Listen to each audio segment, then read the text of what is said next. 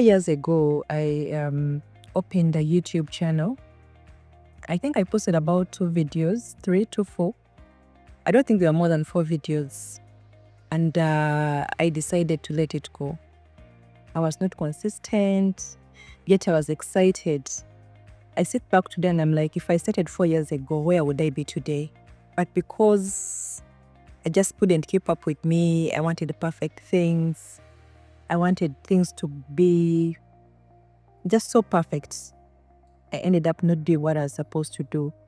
And one thing this has taught me is in life, you don't have to wait for perfect moments for things to be done. At times, you just have to get out of your comfort zone and just do what you're supposed to be doing. This podcast should be 4 years old today.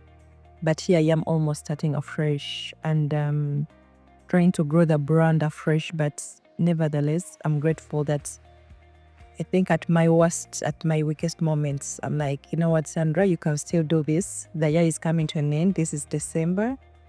But I'm like, you were supposed to have this YouTube channel up and running at the start of the year. I remember I went on set and even did some content, but on doing some content, it never made it to the YouTube channel at all. I kept it. And you know why I kept the content actually is because I tried seeking approval from my friends. I remember I sent the content around. I'm like, you guys, I'm starting a YouTube channel. What do you guys really think? Give me your opinions. And oh my God, then the comments came back and they were not so good. I don't think they did it in a bad way. They wanted the best for me. But at times, the more we try to move around, seeking people's approval, wanting to be approved, we don't get things done. Like I said, I wanted to put the perfect content out there, but the perfect content will never come. That's one thing I've come to realize.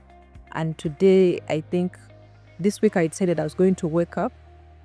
I was going to just go on set. I was going to record my content and I'm just going to put it out there. And I think it's going to be the first time that my friends get to see this. It's going to be the first time that actually my family gets to see this. Yeah, everyone will be like, huh? When did you record? How did it happen? But I think I'm done. I'm past the age of having to seek like people's approval. That age of you want people to say you have to have it figured out. And yeah, you're welcome. You're welcome. This is going to be our safe space. I wish I could get a name for it, but the last time I got a name for it, I went back home and I was not even sure of the names. Then when my friends came around, they also tried to bash my name. So for now, we are not going to give it a name. You're just going to keep doing what we are doing. We are going to keep getting this content around. And most of our content is going to be around entrepreneurship, business, and finances. I mean, that's what I know. That's what I do best. And I'm going to just ask you to subscribe. I'm just going to ask you to work with me this 2026. I'm going to just ask you to believe in the brand and we grow the brand together, me and you. And we see how we shall do by December, this very time. How will it look like in December? So Sandra is my name. Yeah, Sandra Twikirize is my name. Born and raised in Mbara. Grew up, let me say, a daddy's girl. Yeah, grew up a daddy's girl. I'm a mother of 2, an entrepreneur. I run several businesses. I've done several businesses, some of which have failed, some which have succeeded. You know, the entrepreneurship journey, you constantly learn on job. Today you have it figured out, the next day you don't have it figured out. Today you have a business or a business idea that is thriving. The next day you try out something different and doesn't work out. So yeah, basically in the entrepreneurship space. I'm a financial and business coach. And this year, our brand has grown the most. This year, 2025. Last year, I don't know when this content will be out. Last year, 2025, the brand grew the most. This year, 2026, we are taking it far. And you know who's going to grow the brand? Me and you. You just have to believe in me. I will believe in you. We shall believe in ourselves and we shall make basically a little community for ourselves where we get to go to grow the brand. I think basically that is me. There is no basic or better introduction than me being an entrepreneur, me being a mother, me where I grew up from, and what I do I've said, and I think basically that is who I am. I'm basically going to give you a brief journey of how my business journey actually started. Like earlier, when I was introducing myself, I told you I'm basically a daddy's girl. So I remember the very first time I interacted with business, I had basically finished P7. So I leave school, I'm excited that I'm going home to sleep. I mean, it was a long holiday, P7 vac. And I'm like, I'm going to basically go home and sleep.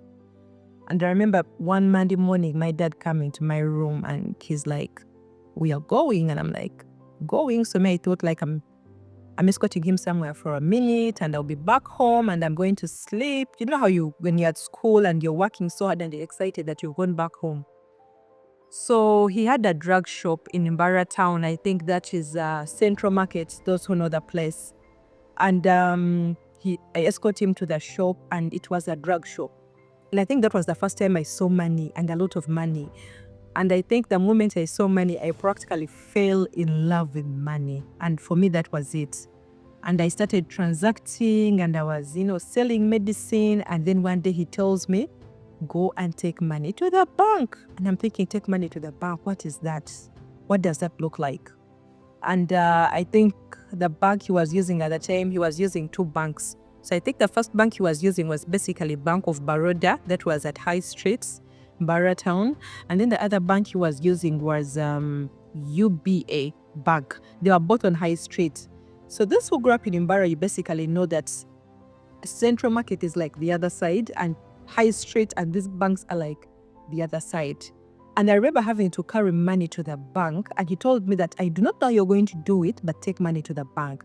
So I remember having to carry money to the bank. You're young, you can imagine I was in P7. I don't know even how old I was. I think about 10, 11. So I carry money to the bank and I'm terrified. And that's where I met a very good friend of mine that she's still a friend today. She's called Adrian. So I met her, I'm like, I need to bank this money. And I'm looking at her and I'm looking at the money and I'm thinking, if I give these guys my daddy's money and they don't give it to me back, what happens? So I remember I give them the money, they take it in, they sign for me like a leaflet. So I carry back the leaflet to my dad and he tells me, oh, well done. And I'm like, oh, so that is it. So I'm curious to know, so the money that we took to the bank, what happened? So as the entire P7 vac, I was literally trying to establish my relationship with money. I learned about banking. I learned about how to restock. I learned about customer care at that particular age because then my dad and my auntie and my mom, they were three people in the shop. The way they used to handle clients for me was so amazing. They had to make sure that the client is literally happy. And that is why I keep encouraging parents, like, it's a holiday. If there are holidays, learn how to introduce your kids to the kind of businesses that you're doing. We are a generation of parents that is literally overprotecting our children in a way that is not so nice. Your child can't go even to a shop to buy something. Drive your child, if you're so scared, maybe drive your child to a supermarket, give them your card, give them a certain amount of money and tell them go to the supermarket and shop. And let them enter that supermarket and figure it out. Sit back in your car, get like a smoothie, get like a milkshake, take it, breathe in and out, and you have the belief that actually your child is going to go into that supermarket and they're going to do an amazing job. And you sit and wait for them to come back and be like, how did you do? How was your experience? But we find that we have a generation of 15-year-olds, 14-year-olds, even 20-year-olds who are literally not exposed. And these are the very children that are going to campus tomorrow and they're into the world and they're like, okay, I have to pay my rent. I have to probably buy my meals. I have to, they have to control their time. They have to control their resources. They have to control their money, but they do not have any experience with money because all this while you've shielded them, you've protected them, and they don't even know how to live because they've always been under your wings.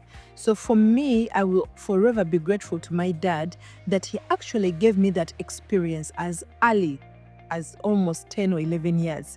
Because it has really shaped me in a way. It has shaped my career. It made me feel like even the times I got jobs, I've been employed before, but I think the times I spent at my at my workplaces where I was employed. I don't think I was there for more than a month. I think I job hopped. After campus, I literally job hopped, because I felt I was not being challenged enough, because I felt like I needed to hold money every day. Don't forget that in senior 4 VAC, the same story repeated itself, but this time it was a bigger challenge. I was running now several businesses. I think by the time he had got a diary, he had a bit of mobile money, he had a guest house that he was running, and by the time he was also running several petrol stations. So I had to now handle that. So he didn't care if I was young or not, but I was now balancing books, trying to check on his staff, making things that his businesses are literally aligned. And he trusted me. He really, really trusted me. So in senior 6, the same story repeated itself. So by the time I went to campus, I literally knew that I had to be making money. And at campus, I tried several businesses, which kept failing here and there. And I'll forever be glad that I tried, because had I not tried at campus, then it would have been more tough in the business world today. So that's why I say, from that background, for me, I'll forever be grateful to my dad. That's why I literally encourage any parent watching this. Please, please, please, please, please, teach your children money. Let them understand the kind of businesses that you're running. Make them get to understand that actually money is a good thing. Let them have a healthy relationship with money. And you'll forever be grateful, because most of you are building amazing legacies. You're doing a great job. You're doing amazing things. But who is going to take care of all these things when you're gone? At the end of the day, that's when you pass on. You find that kids blow up all the estates that you've built within a year, and your legacy is gone just like that. But it's because you did introduce them to these kind of things. You did introduce them to a relationship with the business world, the entrepreneurship world.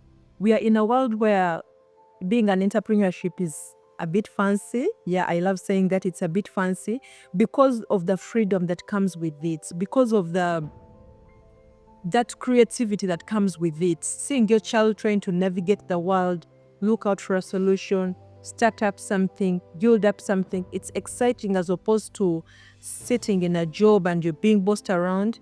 I respect employment. I respect the people that are out there and making things happen. I respect people that are really building their careers and have gone to the ladders. I really respect them, and it's not like I have something against them. But for me, I've come to respect the fact that at the end of the day, it all goes back to entrepreneurship. You see, most of you have become forced entrepreneurship. You see, some of you, I think we've been in a season where people have been laid off. People are laid off from COVID. We saw people recently being laid off from this suicide thing when Trump came around and all these aids were cut. Anything could happen and you lose your job. And guess what? Tomorrow, you'll be back on ground. So entrepreneurship is something that we can't do our with. Even when you're retiring, you're going to retire, you're going to be forced to be an entrepreneur, because what? You need to survive. So this is a skill that we would literally appreciate if we taught our kids early, that it's okay for you to go out there, try out things, start businesses. Recently, my son came and he's like, "Have you seen my money?" I'm like, "What money? Where did you get the money from?" And it was basically 4K. I'm like, "Where did you get the money from?" And he's like, "Mama, are you going to beat me?" I'm like, "No, I'm not going to beat you, but I need to understand where you got the money from." And guess what? He had sold sweets. Then I think the previous day they were at a birthday, they gave them sweets, and then he took the sweets to school and sold the sweets. And he was telling me he had come to look for change so that he's able to take back the change for those kids that had trusted him and given him money and they're not giving them change. I'm like, huh? I didn't know whether to be mad or to be happy. But at the end of the day, I was like, an apple does not fall from a tree. It is well. But I told him he needs to first really figure out if the school allows people to run businesses in school. So for me, that's my entrepreneurship journey. That's the background in which I come from. And to authoritatively say that I can teach about business. I always tell people that I have a 20 years experience in the business world despite my age, because I started at an early age. Actually, if I'm to count from the years I did in P7, I think it could go more than 20 years. But we shall just count the 20 years. So that is a little background of how I got into the business world, how I was nurtured into an entrepreneur. I believe I'm one of those entrepreneurs that were basically nurtured by my dad, by my parents, by the environment in which I grew. And it's like I said earlier, it has really, really, really shaped my entrepreneurship journey. And I'm really, really grateful to my parents, to my dad. And I think I'll forever honor them for the blessing of throwing me out into the world at an early age.